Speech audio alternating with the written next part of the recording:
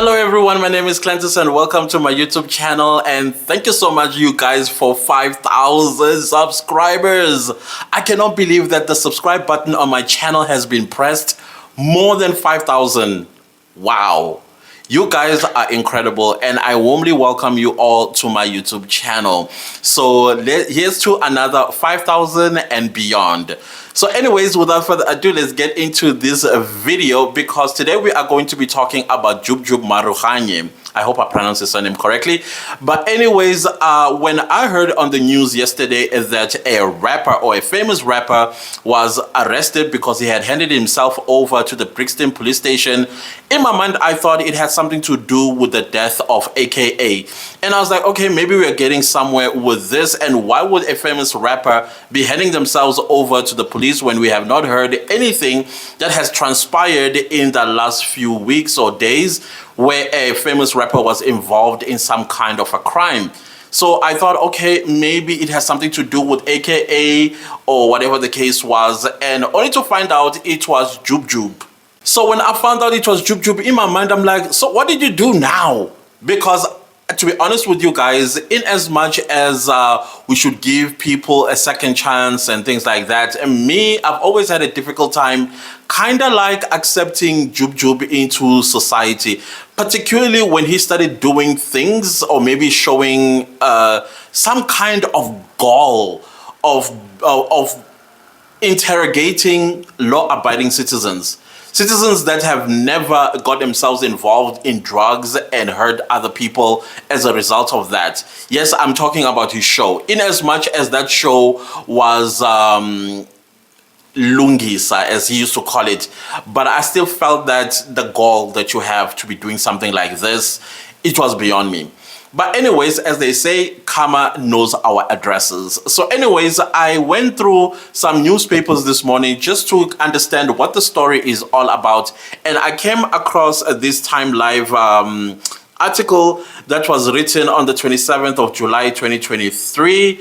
And it reads, the headlines is Jub Jub denies allegations against him by 4 complainants as he is granted bail. So he handed himself over to the police yesterday, and then he was taken to the Johannesburg Magistrates Court where he applied for bail and he was granted a bail of 10,000 Rand.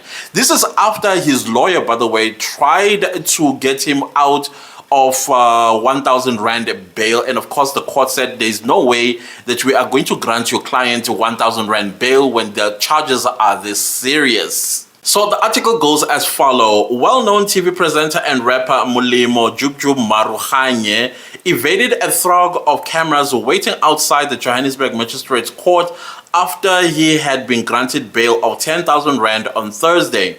Marukhanye applied for bail after being charged with 3 counts of rapist, 2 of attempted murder, and 1 of assault. These offenses were allegedly committed during 2006 and 2009 and involves 4 complainants. One of the complainants was in a romantic relationship with Marukhanye. So in Zulu we say iqala alboli. So I'm not quite sure how to directly translate that, but anyways, a criminal matter does not have limitation clause or limitation statute or statute of limitation, whichever way you call it. If you committed a crime in 1978, you can still be held accountable in 2023. Yes, you can. So there is no statute of limitation when it comes to criminal matters. So if you did something wrong to somebody few years ago and you thought you got away with it, I don't think you should be comfortable wherever you are. And especially if you committed a crime of raping somebody or maybe attempted to kill someone or you stole something from them, they can always go to the police station and open a case against you because it's al-boli. Then it goes on to say he had earlier handed himself over to the Brixton police station before being transported to the court for his bail application. That is very interesting to me that he, on the same day he hands himself over to the police, then he goes and greets the magistrates and then he's granted bail, when some people would hand themselves over spent some few hours in the waiting cell, or what do you call a holding cell, until the following day, and then they greet the magistrate, and then the following week, if they intend on applying for bail, then we hear bail application hearing. But this one was quick, then he's gone home. Can somebody explain that? How is that possible? Is this not preferential treatment? Is this how things are done normally? Was the Johannesburg Magistrate Court that empty, not busy yesterday? Maybe that's the reason why he got the role for him to be seen by the magistrate. I'm very interested to hear that. The National Prosecuting Authority said the case was only opened recently following comments that Marukanya made on the podcast and chill show with MacG in 2021. Again, that's another thing, guys. Keep your mouth shut. Okay, by keep your mouth shut is sometimes do not implicate yourself if you know that you may have committed a crime some couple of years ago. Do not now go on a public platform and start bragging because you think you got away with it. There is no statute of limitation when it comes to criminal matters. So if you know that you have committed a crime, maybe you were 16 or 18 or 22 or whatever the case is, let it lie, because it's going to come back and bite you in the butt. That is why they say you have the right to remain silent. Anything you say will and can be used against you in the court of law. This is a classic or a textbook definition of shut up. In his affidavit supporting his bail bid, read by his lawyer Terence Baloyi, Marukanya denied the allegations against him. All the charges labeled and preferred against me, I deny having committed them in the strongest term. Marukanya said the charges labeled against him were engineered and started by virtue of him attending the MacG show. I must emphasize the complainant was not part of my life, and I was not in contact with her until after I was a guest on the MacG show on the 1st of December 2021. Be careful. During that show, I responded to an inappropriate remark by the host concerning the complainant with regards to our sexual relationship at the time. Marukanya said the complainant deemed his remarks as inappropriate and believed it triggered her in reprisal to make false allegations forming the complaints in his case. I therefore apologize for my remark, as I realized through her reactions on social media that perhaps I had offended her. It pained me in that I didn't mean bad and worse, in that I was simply demonstrating how I still wish not to have let her go the way I did at the time. Strangely, she understood differently, Marukanya said. Marukanya said his inappropriate remark made on the show can never justify her false accusations. Marukanya said he was trying to make sense of what drove her to allegedly abuse the criminal justice system by false allegations. If I arreped her, she would not have waited for the remarks made by me at the MacG show. She had many opportunities over many years to complain. Even when I cheated on her, she did not accuse me of arreping. Okay, I think you're being naive here, Mr. Marukanya.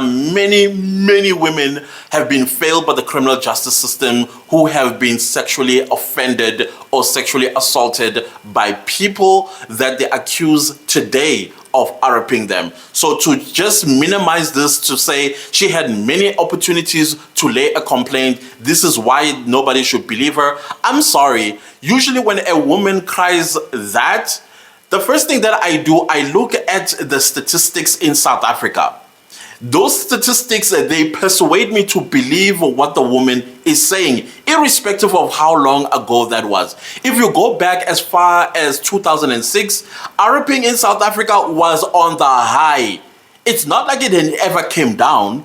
So when a woman comes and say, I was raped when I was 12 years old, or when I was 35 years old or 55 years old in 2006, I have a tendency of believing that person because the statistics in South Africa persuade me to believe her. Whether she is falsely accusing you or she is telling the truth, I tend to believe her because the stats, let me put it that way, the stats are saying that in this country, women are not safe. It's like a woman who survived a femicide, and then she comes today. Maybe she was almost murdered by her husband or boyfriend or somebody of a male species in year 2000. And now it's 2023 and she says, I survived this. I have a tendency of believing her.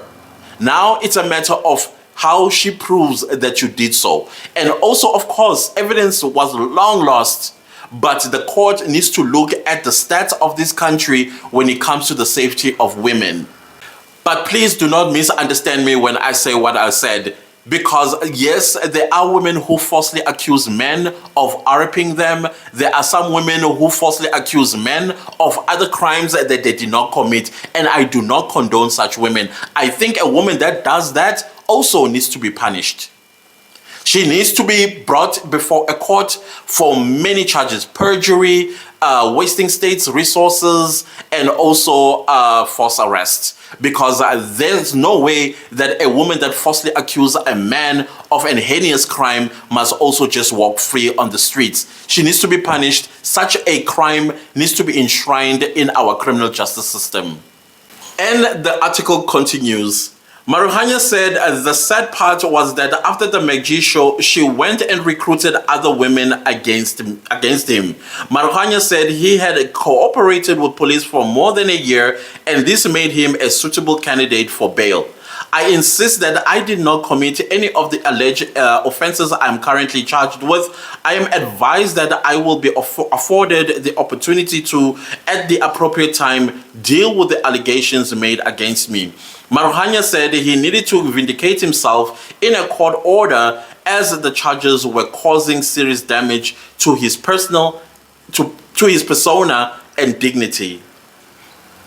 That's the thing about dignity when you are a person. I still feel that Section 10 of the Constitution of this country needs to be amended. Basically, maybe not exactly amended, but it should be subject to Section 36, the limitation clause. Because the thing is, when you arrest somebody and then there is action that needs to be taken against you, why every time people jump and say, but what about the dignity of the man? What about the dignity of the woman that he just damaged for the rest of her life? That's the part I don't understand. As a matter of fact, for a very long time, I've been pushing for castration. That is if the rapist has been proven to have raped this woman. There's evidence and it's concrete. Then we should take that route, dignity for dignity. Because you cannot be an rapist and then walk down the street with your dignity intact. What about the dignity of your victim or victims? So this dignity thing really, I think that's the reason why we find ourselves in the situation we find ourselves, especially with women being unsafe in this country. Because the dignity of a man is more important than that of a woman. And then the article continues, I'm almost done. I need to correct the misconceptions and show that I am not a criminal and that I have not committed the alleged offense. He said the minute he heard a warrant for his arrest was issued, he handed himself over.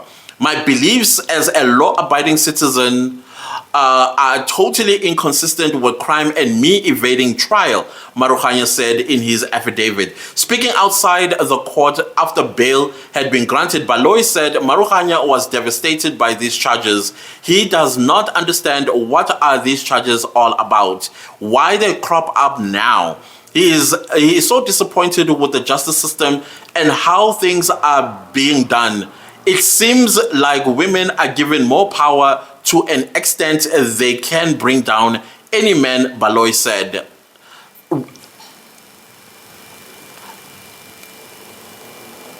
Maruhanya was expected back in court on August 24th 2023. That's the end of the article. And I think the comments by his lawyers are very unfortunate, because I'm not quite sure, as a lawyer, he should be the one that is telling us about how women in this country are so unsafe. To now say the women are given the upper hand by the criminal justice system when it fails them almost every time, I find that rather irresponsible for him to have said.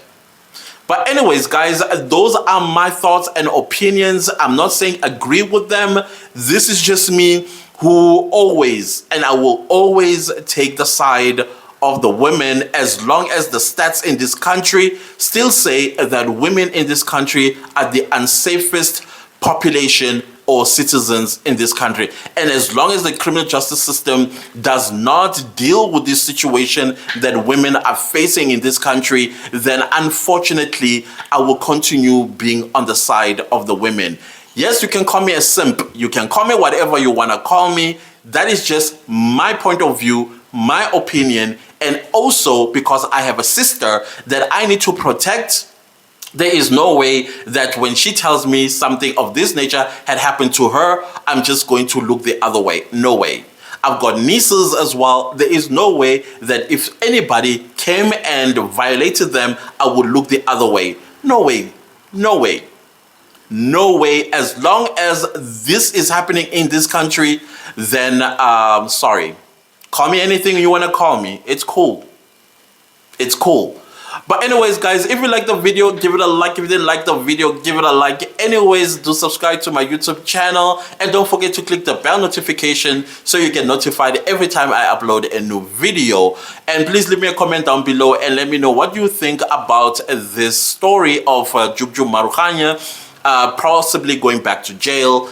And okay, I don't want to discuss whether he did it or not. He needs to go prove that in court himself, and take it forward from there. And also share this video far and wide. My super thanks are turned on. I highly appreciate everybody that is super thanking me and appreciating the hard work that I put in these videos. So anyways, guys, I will see you next time with a new video. Goodbye.